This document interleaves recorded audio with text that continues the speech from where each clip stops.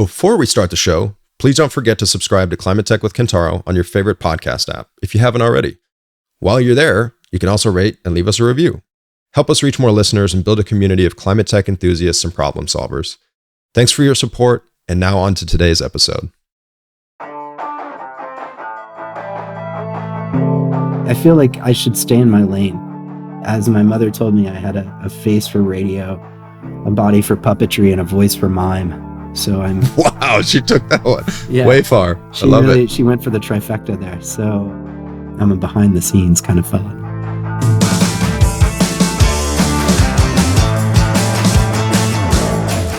This is Climate Tech with Kentaro, a podcast featuring the brightest minds and most influential voices in climate tech. I'm your host, Kentaro Kawamori.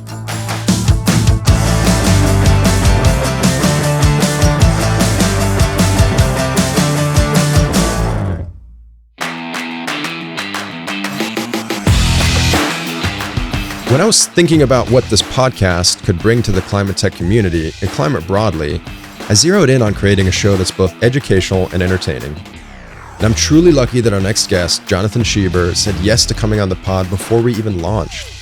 He's truly one of the most knowledgeable people I know who's been tracking climate tech and climate investment for almost 2 decades.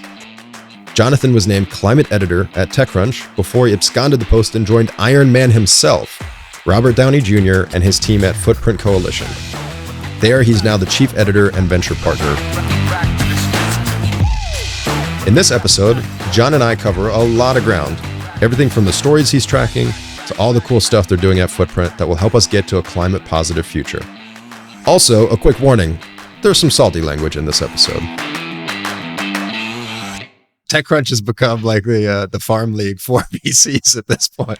The TC to VC joke is so old at this point. Like I was tarred with that brush prematurely, actually. Like people had accused me of making the jump or having gone to the venture side before I actually did. And I don't know where I'm in this like liminal sort of purgatory where I'm not an investor, a VC, I don't think, and not a reporter anymore. I'm just a man in the world trying to advocate for cool climate shit, bro. That's all I'm trying to do. Well, let's go there. So how did that move happen, right? So you're at TC, you're covering startups and venture rounds for 7 years. How does this opportunity come about to go join up with the crew? First of all, my dude, I have been covering startups and venture rounds for the better part of 17 years. So let's to be fair, I did say at TC. So okay. Your OG credentials are very well recognized and appreciated. I'm sorry, I'm being persnickety. It's the old age coming out. Yeah, no, I covered the launch of their fund when I wasn't at Footprint, and I just started talking to him the way that I talk to lots of investors. You know, I try to cultivate sources by sharing information and pointing companies out I think are really cool to investors who might be interested in them. I say, like, I'm happy to make introductions to folks that I've talked to in the space that you might want to like get to know or whatever, because the way that you get scoops is by working really hard to have good relationships with good professional relationships with the folks that you cover, right? And I did that, and I think I was pretty open with them about the things that I was really excited about, the things that they were working on. I thought the thesis was amazing, and it just seemed like such a great organization, and with the potential to have such an outsized impact on things within this climate crisis. And I kept talking to them, and eventually it just sort of made sense for me to go over. And we talked about it, and they were receptive. And then I joined. And now they regret it every day. Joke's on them in the end. Yeah, exactly. Before Jonathan joined Footprint and TechCrunch, he was a senior reporter for Dow Jones, covering venture capital and private equity markets based in both New York and Shanghai. So it's been about like 15 years or so that I've been tracking this like climate tech, clean tech space. It's got to be pretty fascinating coming from oil and gas, private equity, and probably never having thought about how massively of a knowledge base benefit that is to covering climate tech in the future, right? I mean, it's huge. I mean, it's sort of an interesting perspective to have on things because you see how the current infrastructure systems work, right? So it was more than just oil and gas. It was also like the pipelines, and it was investment in transmission and distribution infrastructure on the electric side, and how independent power producers work with utilities and all the rest of it. So it was a really amazing window to have into a broader section of the sort of power world than you would get as like a venture reporter covering climate tech or clean tech deals. Yeah, and I think that, I mean, I certainly was pretty naive on the energy sector before I worked inside of it. I just thought of it as this big bad evil thing. To your point, distribution, storage, access on the consumer side. I mean, it's one of the most critical parts of the global economy. But yeah, I was definitely naive before that. And to your point, that education is huge. Yeah, no, I think, to what y'all are doing at Persefoni, it gives you a better understanding of the interplay of these things. For sure. Yeah. And it's, man, we're just at the beginning stages of it. But not to make this about us. So let's knock out the Robert Downey Jr. thing, because of course listeners are going to be super curious about that. I absolutely love what you guys are doing, leveraging the platform he has into, creating value on such an important topic versus, I'm sure Robert could have gone and just made another 1,000 Marvel movies and another gajillion dollars, but he chose not to do that, which is the testament. I mean, he's still doing that. I mean, let's to be clear, the man still has a very active career in entertainment, and I don't want to speak too much for Downey because he's the boss, and we maybe could get him on a show at some point down the road, and he can answer these questions himself. But the mission that Footprint has set for itself and that Downey has set for the organization is one that I think is necessary. And it's sort of about grounding the climate positive future that we can have in the work that we're doing. So everything that we're about are like creating positive solutions that are actually going to make things better for people on the planet, right? We just recently announced an investment in a company called Zero Acre Farms, which does exactly this. It's like better for people, it's better for their health, and it's better for the planet because it reduces deforestation by creating an alternative to vegetable oils that, promote industrial agricultural monoculture that lead to deforestation and all of these things, and then better for human health as well. And we want to be able to help tell those stories and the kinds of things that are coming from amazing entrepreneurs and innovators that are going to unlock a climate positive future and make us less fucked than we have been and currently are. Yes, and continue to be. But yeah, we're all hopeful. We're making sure that doesn't happen. One of our favorite sayings at Persefoni is that shit's on fire. So that's kind of our version of that, right? So very much in line with that. I mean, I'm sure you've seen Chris Sacca's whole thing of So mission, many thanks to Sacca for that sort of phraseology of unfucking the planet, because I really think that's the goal. Wow, this podcast got very adult very quickly with all the we have definitely already exhausted our bleeper budget, which was exactly 0 before we went into this. Sorry, I tend to be pretty colorful when I get on these things.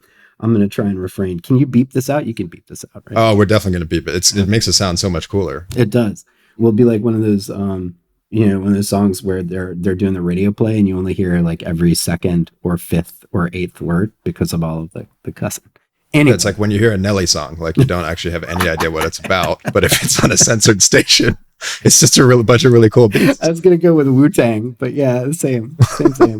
But anyway, that's the project. The project is to use the different levers that we have to engage, Robert's audience and an audience broadly, to do the kinds of things that we know are possible, right? Rather than focusing on sort of the negative aspects of this. And we do truly face like a climate crisis, but we don't have to let the asteroid hit us. And there are plenty of people working on ways to not have the asteroid hit us, to mix my metaphors and borrow from the Netflix film.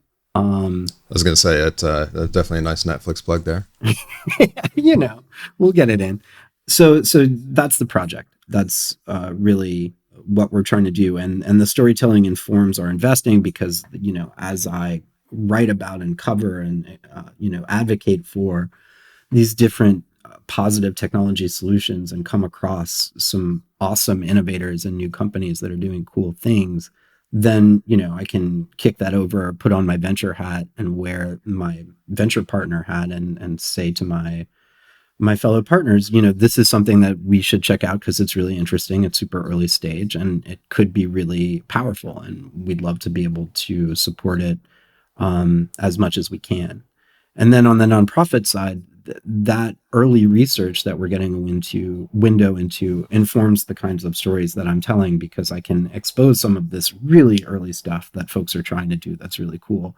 And then potentially as it becomes commercializable, it again becomes something that's investable. So we create this sort of virtuous flywheel of information exchange, support, knowledge sharing with not just ourselves and our investment community, but Footprint really wants to be a broad-based resource for the community to come and find all this information in one place. So you're not going to Bloomberg News and TechCrunch and the Wall Street Journal and every other place under the sun to find stuff, but that you can actually just, you know, come to the home that is Footprint Coalition and get your updates. Along with the great work that y'all are doing already at Persefoni and the things that y'all are working on too. We want to share the wealth. Exactly. That's the beauty of the community, right? I mean, that's what the heart of this podcast is how do we, the phrase you use to create this flywheel of information exchange. That's brilliant. That's exactly what we're aiming to do with this thing and many of the other platforms we all jointly have. And you're right. It's not that typical competitive, like, oh, I've got to bogart this because I've got to be the first and only one out with it. That's pretty exciting. Yeah. I mean, ideally, I hope that that's the way that everyone's thinking about it. And it's very nice of you to compliment me on the phrase that you fed me of the virtuous flywheel of information. So I'm gonna, that's all you, buddy. I'm not gonna take credit for that. So what else are we supposed to be talking about on this thing? Do you have more? I don't know. It's more about having fun. People will either listen or they'll say these guys are idiots, and all I hear is bleepers. That's definitely going to be true of this conversation. Someone was talking to me earlier today about a Brilliant Minds festival that apparently they have in Sweden for folks that are doing cool things. And I was like, I am immediately disqualified from this. I was going to say, no surprise. I've never received an invite for that. Exactly. I'm like, makes sense. It's like, oh, these two idiots are definitely on the no invite list after this podcast. Interestingly enough, Brilliant Minds is a foundation that was co-founded by Spotify CEO and founder Daniel Ek in 2015. Their global platform convenes pioneers in tech, the sciences, arts, music, and in business to support founders with world-changing ideas. You talk about the community, and I would say that it's definitely sort of edifying and really great to see how supportive everyone is and how collaborative people are. At least that's what I hope to see and what I've been seeing so far from everyone else. I mean, our door is always open to give advice to anyone and try to help folks out as much as possible. And I think the same is true for the other firms that we've co-invested with today. And that's a little bit scary for me, right? I think you and I are probably going to be old men sitting on our porch a few years from now going, oh, I remember the good old days when the community was so supportive and you know, working together. And I hope that's not the case, but there's so much professional capital coming in, which we need. It's critical. It's important. But it also means inevitably we're going to see less of that in certain parts of it, right? So how do you think we avert that? Do you really think that? Because, you know, you look at the size of the spend that's going to need to happen, right? And you're talking about, what was the McKinsey number? $9 trillion over the next 30 years to solve this? It's $270 trillion. That's a lot of money. I mean, my math isn't great, but that seems to be a big enough pie for everyone to be able to have a pretty nice slice and to really do well by doing good in a way that creates radical abundance and just creates more and more opportunities for growth in a way that is sustainable. Right? That's what we're after. We don't want people to necessarily have to change their lifestyles to live a climate positive or climate friendly life. We want them to be able to enjoy the comforts that they already enjoy, do the things that they love doing, and just have the systems be responsive to the environment in a way that folks don't have to worry about it. You know? Yeah, look, I hope I'm wrong, right? I think you know me probably well enough to know at this point. I'm a pragmatist, a realist, Right. you know, first and foremost. I'm definitely not a pessimist, I would say. I definitely am seeing concerning levels of what I'm calling kind of the next evolution of greenwashing, which is, you know, kind of this combination of virtue signaling and greed wrapped into one, which is different than before, right? Because Right. it used to just be virtue signaling for, you know, purposes other than greed, and now people have figured out I can use this thing for profit. Again, Yeah. like, just to emphasize, that is super critical. We need that, but I do think it's somewhat of an inevitability. We see some of that. The profit we need, right? The greed, maybe, but the ability now to actually do these things in the right way that companies have at this point. You know, they have the opportunity to get a window into their emissions profile. They have an opportunity to find more sustainable supply chains and alternatives to the products they've been using. They have the opportunity to invest heavily in the next generation of agriculture, the next generation of mobility, and the next generation of housing. All of these things that we are investing in, so that bigger industries can find the providers of the inputs they need to continue to provide like consumers with the things that they need. Like, this is happening, right? The issue is going to be one where the consumers will hold these people to accountable for this new era of greenwashing. And I don't think it flies, right? You see that even in the better and more nuanced responses from a lot of people in the press to the sort of garbage ExxonMobil announcement about its like net zero emission goals, which totally neglected to talk about scope 3 emissions, right? According to the United States Environmental Protection Agency, Scope 3 emissions, also referred to as value chain emissions, are the result of activities from assets not owned or controlled by the reporting organization, but that the organization indirectly impacts in its value chain. This is like one example of how the consumers are becoming more aware, the society is becoming more aware of how to even talk about these issues. And that leads to, I think, less cover for the kinds of organizations that have been in the past able to obfuscate and sort of hide under a like veneer of green. So that my rant is over now. No, I totally agree, right? I mean, it's the heart of our business, right? It's Right. how do you expose that cover? And like, we talk about disclosure and compliance in our business all the time, and Right. those are just like historically not very sexy things to talk about, right? But to your point, that's all about transparency. Like, Right. let's blow that cover off, and after that, you have no choice. You got nowhere to run. Yeah, I mean, look, the sort of development of these tools that are going to give firepower to regulators in real ways, ideally in an ideal world, will push these companies to do the right thing because it's being accounted for, right? And that's why some of the more arcane or less sexy aspects of this are actually sort of the most important and foundational, right? Because you can't do anything unless you know what folks are doing wrong. No doubt. It's hard to call them out. Well, I think that's a pretty good pivot point, right? I would guess a lot of that is at the heart of your guys' investment thesis, right? So tell us a little bit about kind of how you guys look at, you know, where you want to play thematically, stage, all that sort of stuff. Tell us about that. Yeah, I mean, like we play at every stage where we try to be very nice, supportive capital and work well with others and be a friend to all. Our funds at this point are rolling funds. They're managed through AngelList. Any accredited investor can come in and become a limited partner in Footprint Coalition Ventures early stage or Footprint Coalition Ventures late stage. And the things that we're looking for, the businesses that we're looking for, fall into a few different buckets. We have sort of moonshot categories. We've got things that are focused on really sort of food, clothing, shelter, mobility, and moonshots is, I guess, the way I'd bucket it. And the idea is that because of the footprint that we have, we can reach a pretty broad consumer audience. So the things that are more consumer facing, our value add there is obvious, and we always want to add value. But even for things that are a little bit more, businesses that are a little bit more detached from your everyday consumer experience, no one's going to have a Mr. Fusion yet in the next few years, but we are invested in a fusion energy company, right?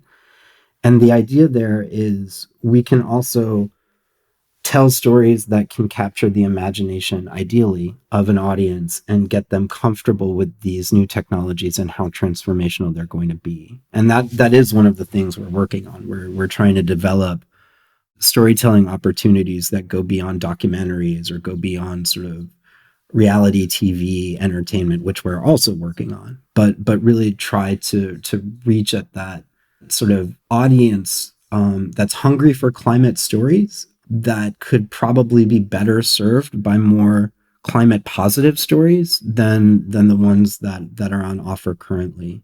Yeah, and the other half of your role is really all about that storytelling. So, what are you working on that front? I know we're looking at different areas we can collaborate on. We're storytelling right here with a bunch of our profanity ridden podcasting, but creating a myth that either of us knows what the hell we're talking about. Definitely a storytelling exercise. I mean, part of it is just the daily drumbeat of news that's coming out from researchers and around investments and around new technologies, and trying to capture as much of that as possible and get that on a single hub, information hub, where folks can just access that stuff directly. Some of it is like more enterprise reporting, things I'm interested in, maybe from an investment side to try and educate myself around and just get some more clarity into from other experts in the field, relying on the kindness of strangers to tell stories. A little bit of Louisiana in there. Well, it'll come out. For the audience that doesn't know, I am in fact from Louisiana. Anyways, so I think that there are a lot of unexplored stories to tell around sort of the geographical hubs that are coming up that are going to be incredible contributors to ClimateTech solutions. So I think the Southeast, I'm based in Atlanta now. I've lived in Los Angeles. I've lived in New York. I've lived in Shanghai. Atlanta and the Southeast, and especially the activity that's coming out of North Carolina right now, is really fascinating. There are some amazing research institutions. There are incredible universities. And I think that one of the opportunities of this climate tech wave is that these solutions are going to come from places that are most exposed to some of these problems. And that'll look like software in some places, but it's going to look a lot like the chemicals industry down in Houston. It's going to look like the auto industry out of Detroit. It's going to look like a second sort of post-industrial revolution that has a real potential to rejuvenate these economies that had been so hard hit by the economic contraction of the 70s and 80s. Yeah. Wow, I got macro there for a second. That was good. That was we might get you that Sweden invite after all. So there's that. That's a story I'm tracking. I think that there's a lot of opportunity still in technologies around sustainably developing the ocean economy. In the blue economy, I think there's a lot of tech there that still is waiting to be discovered, and amazing innovation happening to create alternative agricultural systems that thrive in ocean environments, and that's super cool. And also presents an opportunity for bigger carbon sinks, which is nice. There's that sort of next wave of energy generation technology and innovation that's coming. So super hot rock, geothermal, things that are going to tap into the expertise of the oil and gas industry. I think that was one of the first things you and I ever talked about when you were still at TC. Yeah. Was especially down in the Haynesville, all that high pressure geology that could be used for a lot of that type of utility. And job creation, right? And job preservation, because one of the things that the climate community does need to address is there are thousands upon thousands of jobs that are dependent on the fossil fuel industry. and getting folks comfortable with their sort of new opportunities for employment is a necessity, right? People want to live and they want to eat and they want to have a good life and a good house, and they want to be able to, in the case of many of my friends, bowl crawfish in the backyard and just like have a good time, drink some beer, hang out, listen to Clifton Chenier. But yeah, so those are some of the things I'm looking at, right? These longer series and longer pieces around some of the trends that I see that I think are interesting.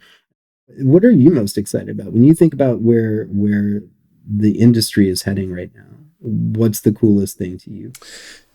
I mean, and it's very much at the heart of what you're at, right? And some of the stuff we're cooking up, you've seen, is at the heart of this as well. I was recently on a roundtable with Vice President Gore, and I tell a lot of our teams and people all the time that when the book is written on the people over decades and maybe centuries that solved for climate change, that single moment in time when an inconvenient truth was released is going to go down as one of the most pivotal, maybe the most pivotal, because the conversation doesn't start in the mainstream until that happens. And I mean, I'm sure you've seen it, and whether it's in podcasts or in writings, I mean, so many entrepreneurs cite seeing that movie in this current generation as kind of the catalyst for their climate journeys. And the reason that Don't Look Up, I think, has seen so much traction, it's been a long time since we have had a mainstream narrative around climate change that isn't just scientific doom and gloom or naysayers, the typical stuff we've been fighting for 20 years. Right. And how, to your point, how can we bridge to the consumer and to the average citizen not just the challenge and the doom around climate change, but the opportunities and the innovation happening around it? That's super exciting, because I think we're at the cusp of that. I think you guys have the opportunity to be a key player in that.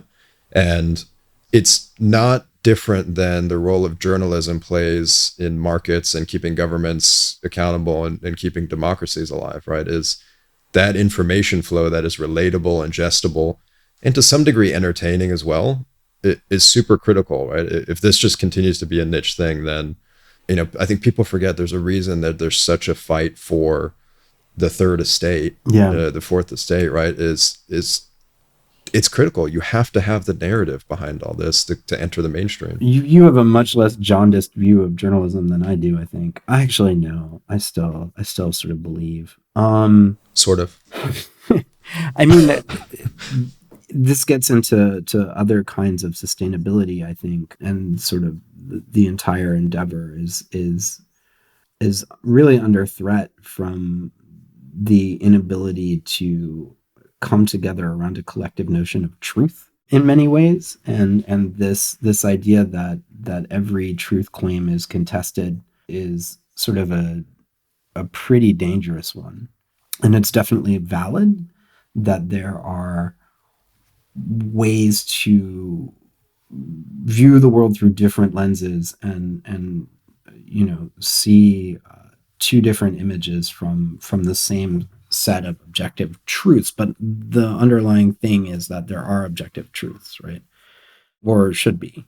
Sorry, now I'm getting weird and like pot smoky again. But it does seem to be an issue that you see with a lack of trust in science and critical thinking and an ability to move beyond sort of calcified positions or be able to adapt to new realities and see new truths as they are exposed or come to light through research or whatever. And I think it's a problem. It's sort of a bipartisan problem, that this inability to recognize threats for what they are and address them because they are threats and they can be solved, rationally or what have you. There were a lot of people who looked at Don't Look Up as sort of a COVID movie and not a climate movie, and I think at the heart of that is still this inability or distrust or mistrust of science and the ways in which science tells uncomfortable truths or can. It does, right? And that's this bifurcation into two extremes in the world, right? Either radically left or radically right. I think is just a symptom of what you just described. It's this challenge and this obfuscation of the truth, intentional and non-intentional. I think at the same time, it comes back to the social media thing, right? I think that we're at the heart of the way that humanity and people communicate with each other have changed drastically and will continue to. And the truth is the unfortunate victim of that at times, and more often than not these days. Yeah, I don't know. I mean, the ability to embrace dishonesty as a means to an end and a valid means to an end is pretty terrifying and pretty rampant in society, I think. And it's really about that, I think, more than anything else. It's like, so I got to pull on that, right? So we talked about, I was just on the Found podcast with the TechCrunch crew, and that was probably the number one topic we talked about, right? Is Jordan at one point said, well, to quote her verbatim, she said, well, clearly you don't have a problem with the truth. And that set off a line of conversation around, TechCrunch, the venture ecosystem and the startup ecosystem, and the whole fake it till you make it sort of mentality, whether it's in fundraising or building the brand. I mean, you were at the heart of that you were at TC for 7 years? 6 years. 6 years. And now you're seeing it from the investor side where people are pitching you guys for capital. How do you think about that balance on the founder side where, we need them to lean in, we need them to spin a big vision, but it's a super fine line between vision, ambition, and the truth not being what it is, right? I don't know. The notion that you can spin a big story, well, you should be able to spin a big story and have ambitious goals and have lofty goals, but have realistic reporting around those goals, right? Because what you can do is lean on the ecosystem that's around you to help you out if you're not meeting those goals, and really figure out where things are going off the rails and how to fix them. That's ostensibly what any sort of revelation of bad behavior is about, is trying to course correct so that you can fix the problems that exist, right? And it's not gotcha. It's not like people, I think, celebrate a company to then tear it down. I think it's more about understanding the fractures in a system or in a company or in an organization or in a country or whatever it is, and identify them in a way that you can work to heal them and make them better, or you can work to strengthen whatever needs strengthening, replace what needs to be replaced, et cetera, et cetera, et cetera, right? It's not about tearing things down. It's about ensuring that the things that get built are built on a strong foundation and are operating in the best interest of as many people as possible, right? And if founders can't be confident enough in their vision to explore the flaws in their business or see them exposed and be able to address that and adapt to it, then they're not good founders, I don't think, right? You have to be able to see the things that are wrong and work to fix them. And I'll tell you that that is one thing I can tell you unequivocally does scare me. And I think it's an inevitability, right? So we go into 2020, the VC markets set records for amount of capital deployed. 2021, that number's doubled, and there's still record amounts of dry powder. It's somewhat inevitable that the ease of capital and the amount of entrepreneurs are going into play. Like we're right now sitting in the middle of the next WeWork, Theranos, and I think it's going to be 3 or 4 times as bad because there's going to be 3 or 4 times as many of them. I don't know. I don't think it's an avoidable thing, right? I think it's just an inevitability just by sheer volume. Well, I agree with you on that. I mean, I think that people are going to lose a lot of money. You see that in some cases, right? In public markets and private markets. The question is where, and the question is what, and the question is who is losing the money and how much structural damage it can do to the economy broadly. I hope that the losses will be pretty confined to things that aren't structural in nature for sort of economic growth or economic development, and rather it's like speculators losing money on speculation. and the companies that are continuing to make and build and do things that people use and consume and sort of rely on will still have a role to play and will still have room to grow, especially as those systems are forced to change because of climate pressures, right? But I think you're right. There will be a bubble. I also think that bubble is going to be kind of removed from the broader economy because a lot of the speculation that's happening is happening in a very sort of obscure corner of the market where lots of money is trading hands back and forth. But it's not, at this point, it's not the same thing as like a real estate bubble. That's right. And look, to be clear from my end, I think it's fucking exciting, right? Like, the bubbles are inevitable in markets. Like, you can't avoid them. It's just a matter of time and where do they pop in and what side of it are you a victim, or are you participant, or are you staying clear of that? But I mean, record amounts of dry powder, amazing quality of entrepreneurs left and right. Right. So many interesting dynamics in the capital markets of crossover funds coming in earlier, record amounts of early stage capital. One of the trends I'm watching most closely is the fact that failure rates in startups are starting to come down, right? We're seeing much more predictability and de-risking of certain business models like SaaS and like software. Yeah. Man, it's exciting. It's an exciting time, right? There's a lot of great and bad things that'll happen alongside that. I mean, and also it's worth noting that enterprise software is always kind of insulated from this stuff. I mean, Yep.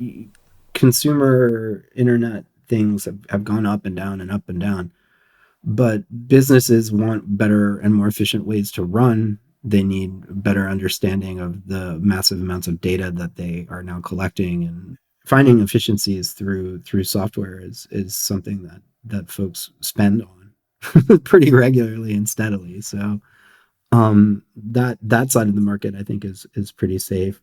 And then even with some of the other things that are happening, you were seeing government support, even in this divided sort of sclerotic Congress, for certain kinds of infrastructure initiatives that are historic, that haven't been done in decades. And that's going to help the economy, even if things go south. There are other kinds of stimulus packages or initiatives that are still stuck in Congress, and everyone should encourage their senators to vote for Build Back Better, because it's going to make the country better, I think. And that'll be helpful too, as an insurance policy if things go sideways in the economy. So parts of the economy are going to be protected, I think. Yep, for sure. And other parts will be radically transformed. That's where we're here for. Right? That's the thing. I think we managed to cover everything planned and unplanned all at the same time. So any parting messages that you might have for the listeners on behalf of Footprint or the Simple Minds Conference, the floor is yours. Well, I hope you all show up. Y'all all show up for Kentaro and me at the Simple Minds Conference. We're gonna definitely make that a thing that happens in the world now. We'll do it in Oklahoma City, and it'll be great. For us at Footprint Coalition, we just want folks to know that we're here, and we want to be supportive of everyone in the community. We want to tell y'all stories to the extent and best way possible, and we want you to think of us as a resource for you. So come check out the website. Let us know what we're doing well. Let us know what we're not doing well. And we want to be a service-oriented player in the community that helps accelerate the adoption of these technologies that are going to help folks mitigate and adapt to the climate crisis. Well, we appreciate you stepping in front of the mic. It's been a hell of a lot of fun, and we'll definitely have to do it again soon. Thanks for coming on. Yeah, man, come down to Atlanta and let's grab a bite and some sort of beverage.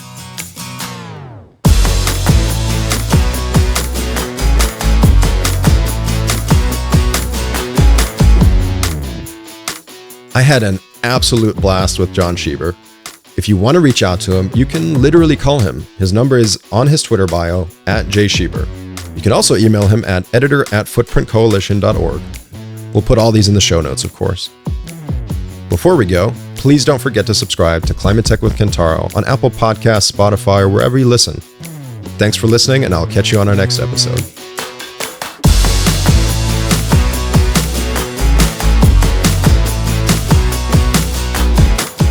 ClimateTech with Kentaro is produced by our incredible team at Persefoni and Hueman Group Media. Our theme music is by Guest House. And if you want to learn more about Persefoni and our climate management and accounting platform, please visit our website at persefoni.com.